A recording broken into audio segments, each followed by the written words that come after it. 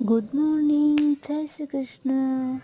આજે આપણે દેશી મકાઈના ડોડા ચૂલામાં શેકવાના છે। દેશી ડોડા આપણે લઈ લીધા છે અને તેને ભડકામાં નાખી દીધા છે અને તેને છાલ ઉતાર્યા વગર જ નાખ્યા છે, જેથી કરીને તે દાજી ન જાય। અને આપણે છાલ ઉતારીને નાખશું તો તે બળી જશે અને તે ખાવાની મજા આવશે નહીં। છાલ આપણી ડોડાની કાળી થતી જાય તેમ તેમ આપણે એને ફેરવવાના રહેશે, જેથી એકની એક જગ્યાએ તે દાજી ન જાય। અને તેને છાલ ઉતારવાની નથી, કેમ કે છાલ ઉતારશું તો બળી જશે અને તે મીઠા લાગતા નથી ખાવામાં। અને આ અંદરથી બફાઈ જાય છે અને ચડી પણ જાય છે, તેથી ખાવાની ખૂબ જ મજા આવે છે। જો આપણો ડોડો શેકાઈને તૈયાર થઈ ગયો છે।